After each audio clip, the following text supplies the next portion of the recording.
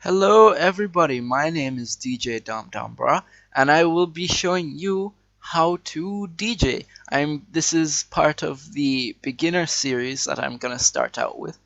And as I get to the end of this, I'll start out the intermediate series and then I'll start out the advanced series.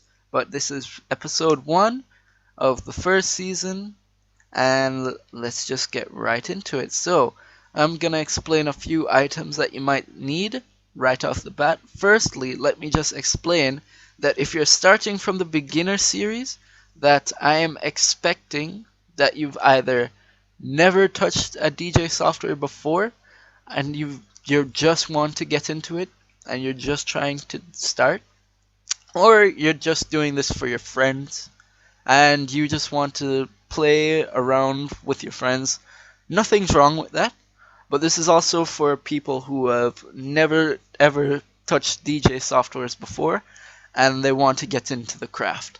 So, here's what you're going to need if you're going to start out with this.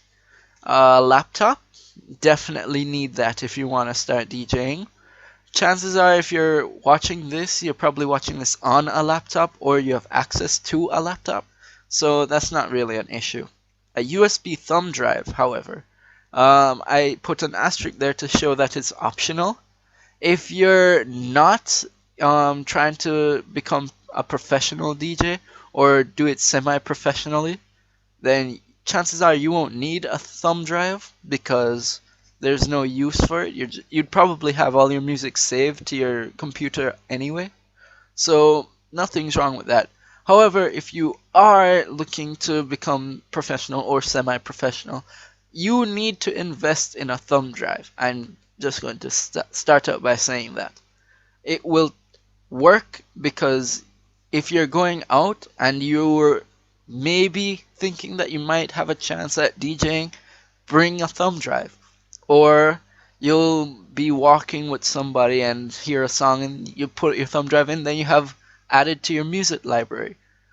Regardless, I could name a bunch of benefits to having a thumb drive, like taking the space off of your computer or stuff like that. But um, just to cut things short, you'll need a thumb drive if you're looking to get professional or semi-professional. Downloaded music, no brainer. If you're a DJ, you need music. So yeah, you're gonna have to have some downloaded music. So headphones slash earphones, and I put an asterisk to say that is optional because if you're looking to just play for your friends, you probably won't need an earphones. But if you're looking to become semi-professional, professional, investing in them right now isn't really a necessity, but it's alright to have, especially if you want to practice and you live in a house of people or you don't want to disturb people. So it's good to have earphones. I suggest that you might want to get something like Skull Candies or Turtle Beaches. Not too expensive, not too cheap. You want something that has good quality, good-ish quality, but at the same time won't break your bank. So definitely go for things like that. And last thing that you need, the obvious most important one, a DJ software. You can't be a DJ without anything to DJ with. So some softwares, I'm gonna just type them out, would be like Virtual DJ, and there's 7 and 8. Either one is fine. It's really just preference. It's aesthetic really. But there are other things like Serato, which is not exactly it's not free like Virtual DJ 7 or 8, but at the same time it's good quality, I've heard. But if you're just looking to play around with DJing, Virtual DJ can't go wrong. Um, Pioneer, Pioneer has a good DJ software. I personally would like to have one, but but yeah, it's decent. And lastly, Party Cloud. Now, I don't recommend Party Cloud unless you're really just doing it for your friends. But honestly, it doesn't make sense to invest in Party Cloud unless you're entertaining friends at your house. If you're looking to take this seriously, avoid Party Cloud. I'm just saying that. Um, but yeah, Virtual DJ 7 or 8, Serato or Pioneer, if you're looking to be really into it, and Party Cloud if you're just looking to have friends around. One thing I will say is that with the DJ software, there isn't much difference aside from aesthetic, really, but also there's some effects, different effects on there, loaded onto there, and minor tweaks and changes. But other than that, base level, they all do the same thing. So I will be explaining how to use Virtual DJ 7. So I'm just gonna load it up and get right into it. Now I'm just going to go through the basics, right? This right here is where your DJing is, basically. These are your two decks, deck A, deck B. And this is your mixer. This is what makes you go from deck A to deck B and then back, right? So I'm just going to explain the little things in there. So yeah, I'm just going to play this. I'm not even going to play it. I'm just going to explain what it is. And then next episode I'll go into other intricate things. So up here is this square right here is where all the information about the song is. So this is the artist, 21 Pilots, the song, Car Radio, the time that has been going, the amount of time that the song has been playing. Since I haven't played it, it's at 0. And this is the amount of time left in the song, and I haven't played it, so the full time would be 4 minutes and 34 seconds. Anyway, BPM, this is an important part of it. Beats per minute just shows how fast or how slow the song is going.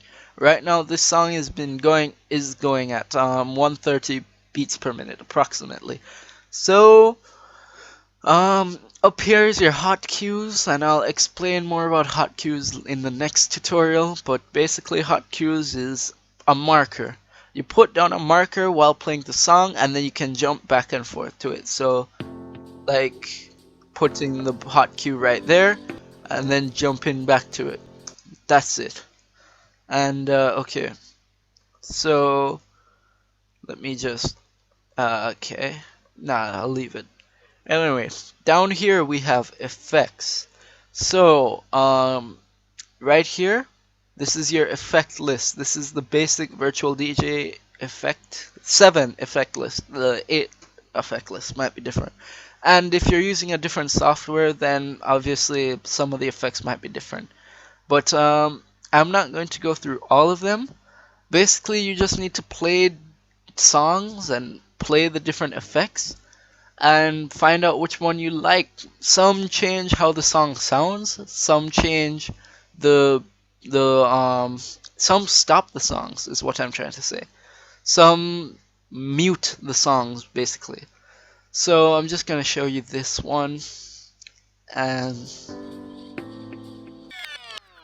it just does a DJ backspin and ends the song if you don't catch it. But that's really simple. These knobs change how the effect sounds, and I'm not gonna change that. The filter just makes the song sound paler, and I use that description because it makes it sound softer and lighter, so I say paler. So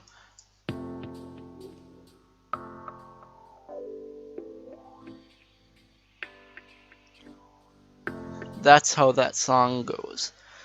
And key, just change the key of the song, which is up here, A minor. Yeah, A minor. So play the song, D sharp minor, D sharp major, yeah. But if you want to make it easier to remember, deep, high pitched, deep. I ponder of something great. My lungs will fill and then deflate. See, that's really simple. Um, yeah, I'm not gonna explain how loops work yet, but I'll explain samples. Now, samples is sound effects basically, and every DJ, if you've listened to some DJs, some use sound effects a lot more than others use sound effects. It depends on your style though. I use this sound effect during all of my sets, usually as the intro. Um, but that's usually the only sound effect. Oh, and by the way, this is not the standard virtual DJ sound effect. I downloaded a sample pack and then I added on my favorite samples from that pack. So yeah, not not much, right? Not much to explain. You load something on and then you play the sound effect. And to load something on, you just hit that, load, pull up a sound effect. I'll just show you how to do it. I'm just gonna go here. Sound effects is up here. There, done. That's how you load a sound effect, and you don't need to know much more than that. Okay, so this is your wheel. This is your wheel. What does your wheel do? You play the song, you stop the song. If you want to scratch, you can do that. I'm not a fan of scratching, but you know, whatever floats your boat. I'll go into scratch techniques a lot later, but yeah, right here changes the speed of the song. So like, remember when I said BPM? This makes your BPM either faster if you pull it down or slower if you pull it up. So